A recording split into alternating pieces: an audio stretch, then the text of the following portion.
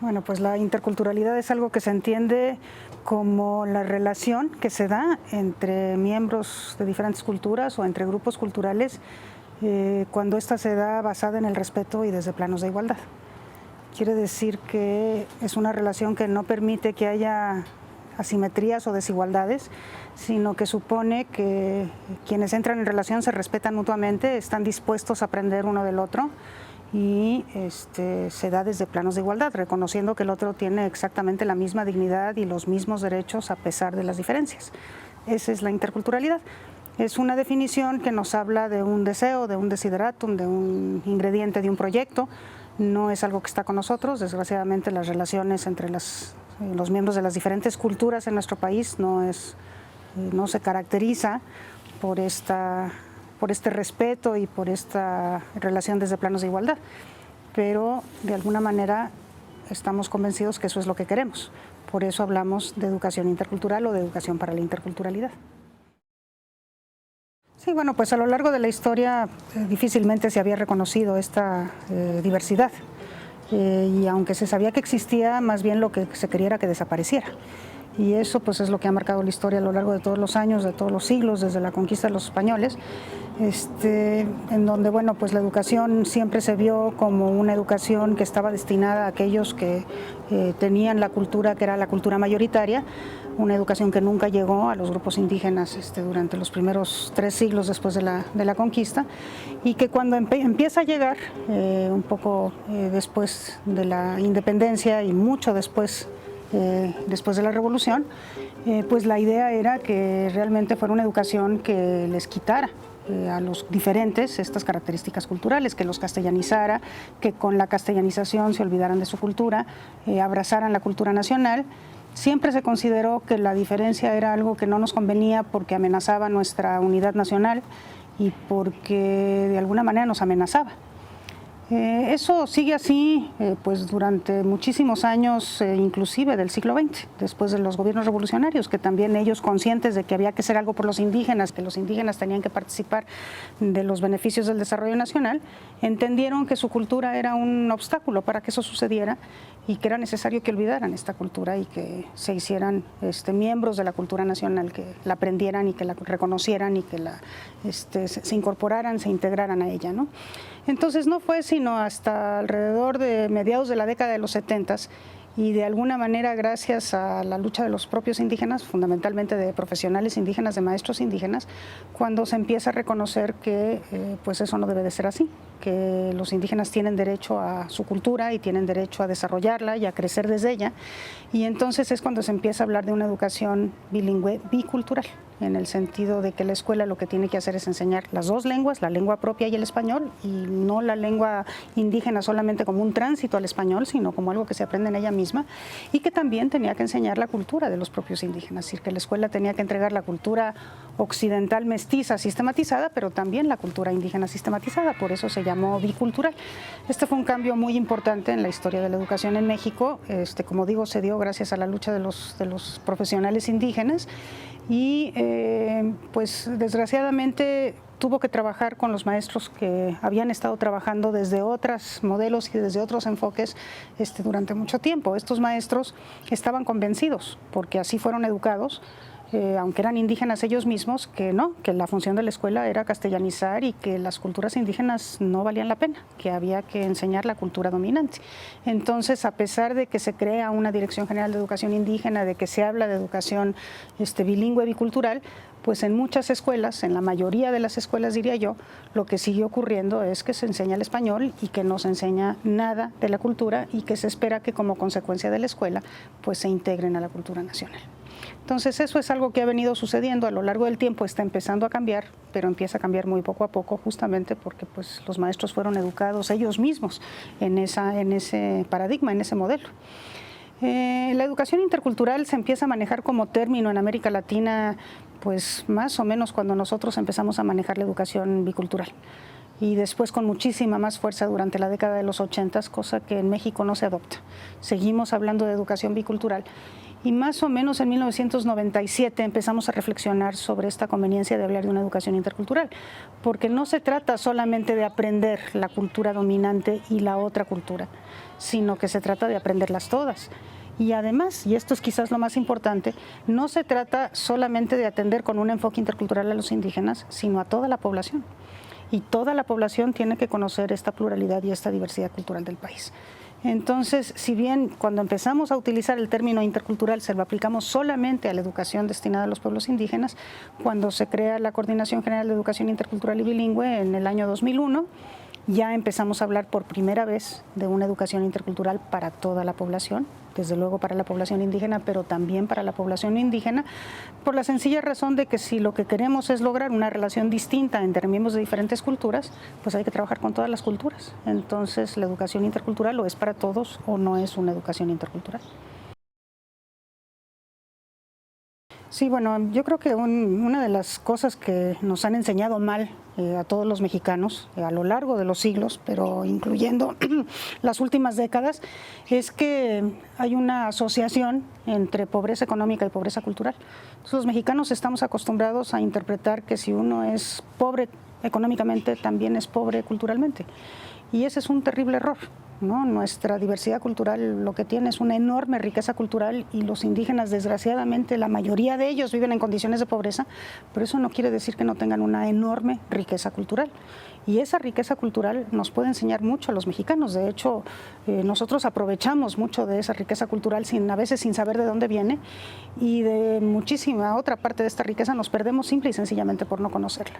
Entonces, yo creo que es muy importante que esta diversidad cultural se conozca, que sepamos que tenemos ahí una riqueza y que podamos ver a nuestra diversidad con esos ojos, con los ojos de algo que nos puede servir a todos, porque la diversidad es algo que nos enriquece, que nos abre los horizontes, que nos genera las posibilidades de otras soluciones a problemas que son de todos, y para todos representa una riqueza.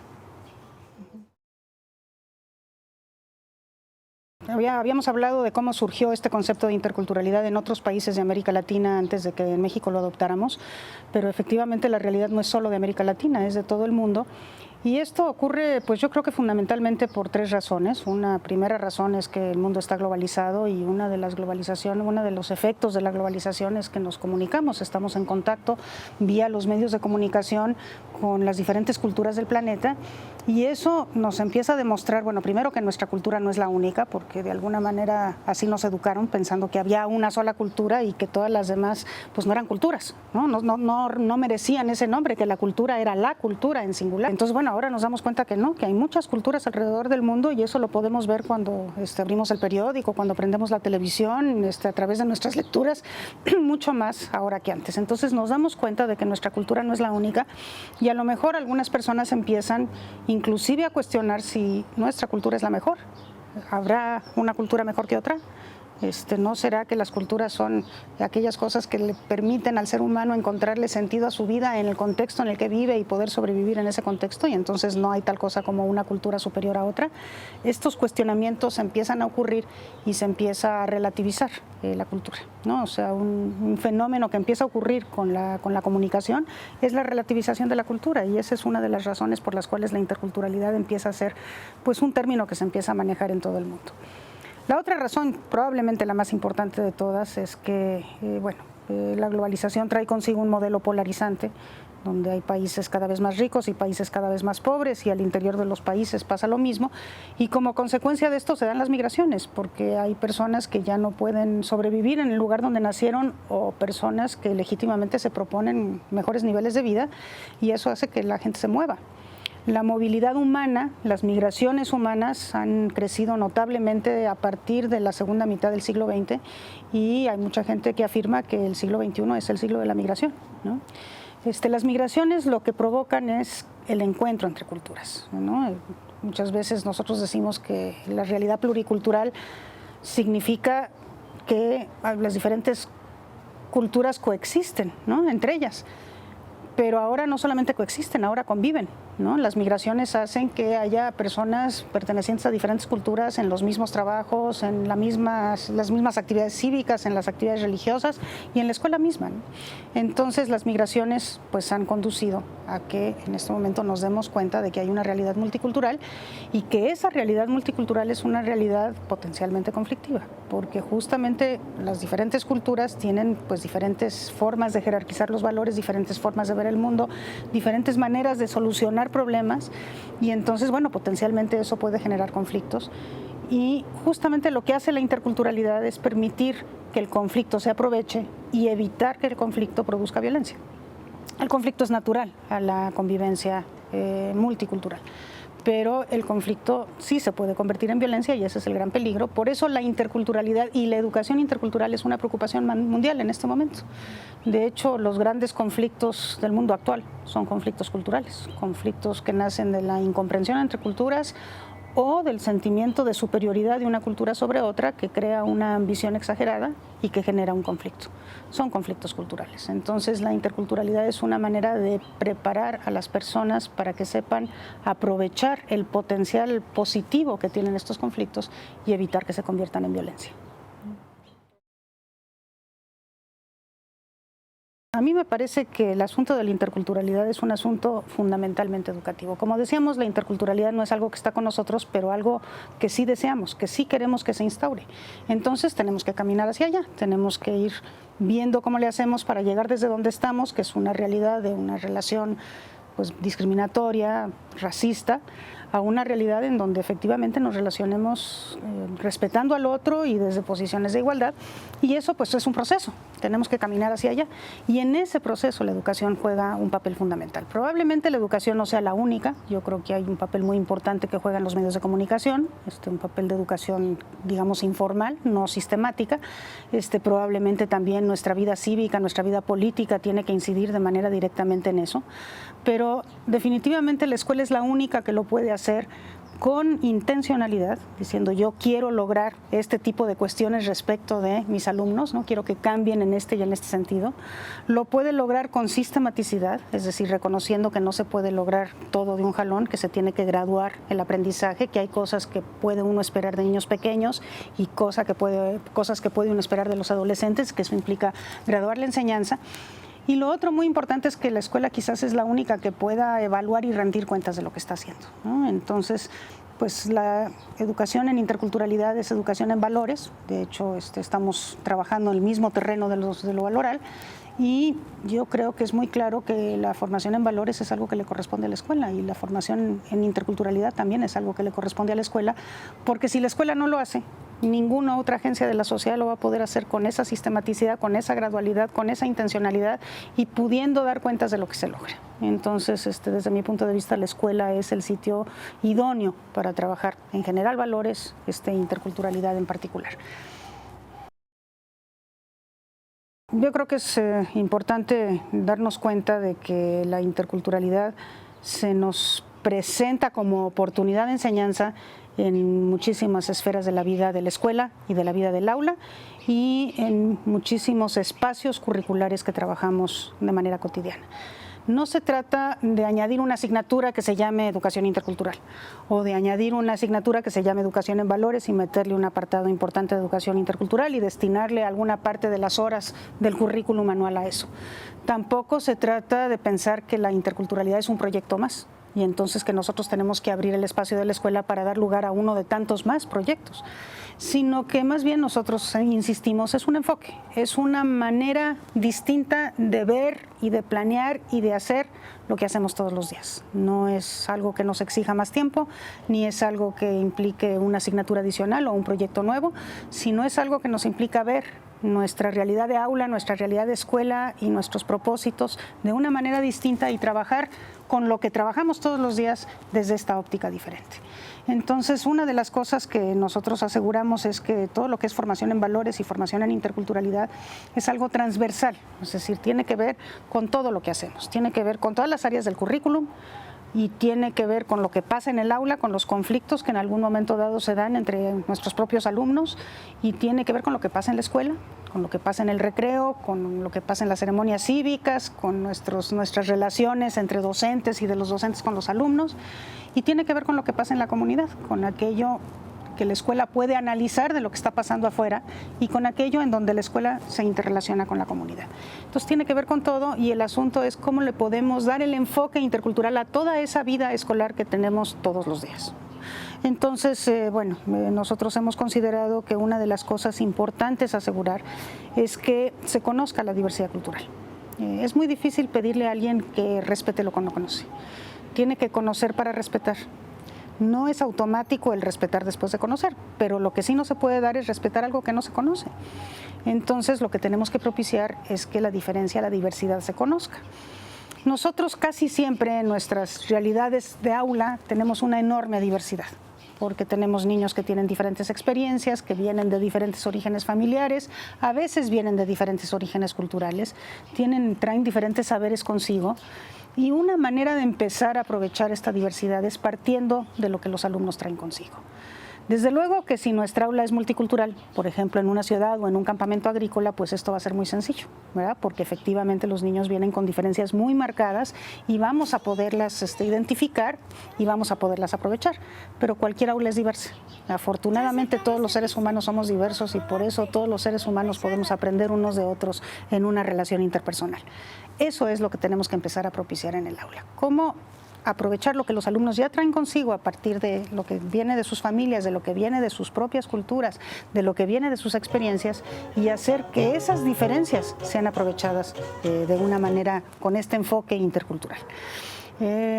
Todas, como digo, todas nuestras aulas son diferentes. A veces, tenemos diferencia de género en prácticamente todas, a no ser que trabajemos en una escuela unisexuada, que ya prácticamente no existen. Tenemos diferencias de edades. Algunos niños entran tarde a la escuela, otros han tenido experiencia de reprobación. Los niños mayores tienen capacidad de reflexión mayor de los acontecimientos cotidianos y eso lo tendríamos que poder aprovechar. Y desde luego a veces tenemos orígenes familiares distintos, con lo que eso implica de experiencias y de saberes. Entonces, una manera de enseñarle a nuestros alumnos que las diferencias son educativas, nos enseñan cosas, es empezar por ellos mismos y sus propias diversidades. Creo que eso es un asunto absolutamente fundamental. Pero también yo creo que es necesario reconocer que la diversidad cultural está presente en todas las asignaturas del currículo. Por decir una cosa, cuando nosotros estudiamos civismo y empezamos a analizar qué significa democracia y cómo se desarrolla la democracia. Lo que generalmente nos dicen los libros es que la democracia implica elegir a nuestros representantes y a través de nuestros representantes poder orientar la toma de decisiones que nos afecta a todos. También aprendemos que la votación implica el respeto de las mayorías, este tipo de cuestiones. Pero, por ejemplo, si nosotros analizamos qué otras cosas hay en nuestra propia cultura, en nuestras propias culturas de México, pues nos vamos a dar cuenta que, por ejemplo, en las comunidades indígenas, la democracia se entiende, en el fondo de la misma manera, pero se expresa de forma distinta. Por ejemplo, en las comunidades indígenas siempre se busca el consenso, no se vota. La elección no es una parte de su concepto de democracia y no es cuestión de que la gente alce la mano y de que se cuenten los votos y de que la voluntad de la mayoría sea la que se cumpla. Siempre en una comunidad indígena lo que se busca es llegar al consenso. Y cuando hay alguien que todavía no está convencido, pues el asunto es intentar convencerlo. Y si no se le puede convencer, la decisión no se toma, porque no se pudo llegar a consenso. Lo importante es que todos estén convencidos que la decisión que se está tomando y que va a afectar a todos sea una decisión que es de todos. Desde luego, esta democracia no se puede llevar a cabo en un país tan grande y tan complejo como México, pero sí se puede llevar a cabo en ciertos espacios pequeños. Por ejemplo, los consejos técnicos de las escuelas. Y a veces, somos alrededor de 20 maestros, 25 maestros, y cuando tenemos que tomar una decisión que nos afecta a todos, que afecta a toda la escuela, votamos. ¿No sería mejor tomar en cuenta esta enseñanza que nos dan nuestras comunidades indígenas y más bien tratar de llegar al consenso? El consenso implica argumentar por qué pensamos como pensamos, tratar de convencer y una vez que se toma la decisión, estar con la certeza de que todos se apropian de la decisión, que todos están convencidos de que esa es la mejor decisión. Yo creo que esa es la democracia que le corresponde a un grupo pequeño como es el Consejo Técnico de una escuela. Ese es un ejemplo. Bueno, ¿por qué no introducimos esa diversidad de maneras de ver la democracia cuando estudiamos democracia en la escuela? Es simple y sencillamente un ejemplo. Pero pongamos otro ejemplo. En ciencias naturales, cuando nosotros analizamos toda la cuestión de la diversidad biológica y de su valor y de la importancia para la ecología del comportamiento incluso humano, pues podemos analizar muchas cosas desde el punto de vista científico, pero sería muy interesante que también analizáramos cómo los indígenas consideran su relación con la naturaleza, cómo considera que la naturaleza es viva, y cómo consideran que la tierra es la madre tierra. Prácticamente todas las culturas indígenas le llaman madre tierra a la tierra, y cómo cada vez que se va a interactuar con la naturaleza para cortar un árbol, para construir una casa, por ejemplo, pues hay que pedirle perdón a la tierra por tenerle que hacer daño y explicarle a la tierra que eso es algo necesario para sobrevivir, que es una relación muy distinta que cuando llegan las grandes compañías taladoras y se acaban los bosques, ¿verdad? O bien cuando se siembra, bueno, hay siempre una oración que se le reza a la Madre Tierra para permitir que esa siembra, o sea, se le pide perdón por tener que roturar la tierra, pero además se le pide a la tierra que justamente cumpla su función de ser fructífera y de dotarle entonces a los seres humanos y a los animales del alimento necesario, ¿no? Son, yo creo que ejemplos que ilustran soluciones diferentes a problemas que son de todos. En este momento uno de los problemas fundamentales de la humanidad pues es justamente la manera como pone en peligro la diversidad biológica. Los indígenas tienen soluciones a eso que las culturas occidentales no tienen. Entonces, ese es un ejemplo de cómo meter diversidad a nivel de conocimientos cuando nosotros enseñamos las diferentes materias, nos puede ayudar a ampliar nuestros horizontes, a entender otras soluciones y desde luego a conocer otras culturas y empezar a respetarlas. Yo creo que la pedagogía desde hace algunos años nos está diciendo muy claramente que la mejor manera de aprender es participando y la mejor manera de aprender es descubriendo, ¿no? El maestro no puede participar por el niño y el maestro no puede descubrir por el niño, y entonces eso le da al maestro un rol completamente diferente, donde deja de ser él el centro de una enseñanza que a lo mejor produce aprendizaje y a lo mejor no, y empieza a darle un rol sumamente activo a los niños a nivel individual y sobre todo a nivel grupal. Entonces, la educación intercultural, que supone la participación activa de los niños y el descubrimiento de los aprendizajes, de las cosas que puede aprender a partir de las diferencias, pues está muy a tono con estas enseñanzas de la nueva pedagogía que pues todos sabemos que tenemos que empezar a aplicar con muchísima más intensidad en nuestras aulas.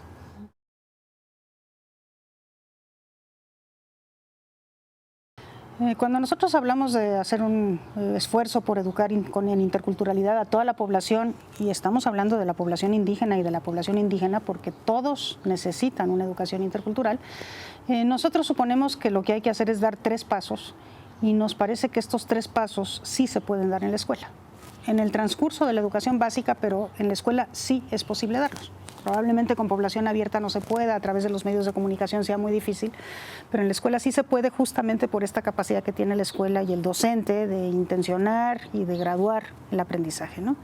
Entonces, estos pasos no son secuenciales, son circulares, son como en espiral. O sea, uno le tiene que dar una vueltecita a los 3 pasos y luego la siguiente vez que lo intenta hay que darle otra vueltecita con un poquito de mayor profundidad. Son 3 pasos en espiral. El primero es justamente conocer. En esta hipótesis de que no se puede respetar lo que no se conoce, pues lo que tenemos que lograr es que en México se conozca la diversidad como consecuencia de la educación básica. Por eso la Coordinación General de Educación Intercultural y Bilingüe ha insistido tanto en interculturalizar el currículo. El currículum de educación secundaria, de la reforma de la educación secundaria, ya es un currículum interculturalizado. Transversalmente ya se recogen conocimientos, saberes, valores, producciones artísticas de las poblaciones indígenas en todas las asignaturas de todos los grados de educación secundaria. Y la propuesta para la educación primaria ya se hizo también, ¿no? Cómo incorporar en el currículum de educación primaria conocimientos, saberes, valores, producciones de los indígenas, en todas las asignaturas, en todos los grados explícitamente para que los maestros puedan tomar lo que el propio currículum nos dice como una forma de educar en diversidad. Entonces, conocer es importante, desde luego el currículum ojalá pudiera estar completamente interculturalizado y ojalá pudiera estar así disponible a todos los docentes, pero aunque no lo esté, es mucho lo que puede hacer el docente por lograr este conocimiento de la diversidad. Imposible que conozcamos toda la diversidad. Es tan rica, tan enorme, es un barril sin fondo. Realmente cuando uno empieza a rascar esta riqueza del conocimiento que surge de la diversidad, pues es muchísimo, no cabe ningún currículum. Entonces no se trata de dar un conocimiento exhaustivo de lo que es esta diversidad, sino más bien de despertar en los alumnos esta capacidad de asombro, de darse cuenta de que hay otras personas que viven distinto, que piensan distinto, que es interesante aquello que viven y piensan, que nos interesa conocer eso, a lo mejor conocer más de lo que me puede dar el maestro y de lo que me pueden dar mis compañeros, ¿no? Irme a investigar más a fondo sobre eso. Y el conocimiento mismo, desde nuestro punto de vista, permite ya empezar a dar el segundo paso, y el segundo paso es el respeto. Como decía, no todo lo que se conoce se respeta, pero si no se conoce no se puede respetar, entonces tenemos que trabajar también el respeto. Y el respeto, desde luego que lo empezamos a trabajar fundamentalmente con estos procesos de formación en valores, a través de lo que nos dice la asignatura de formación cívica y ética, que ya también está en primaria y que desde hace tiempo está en secundaria, pero fundamentalmente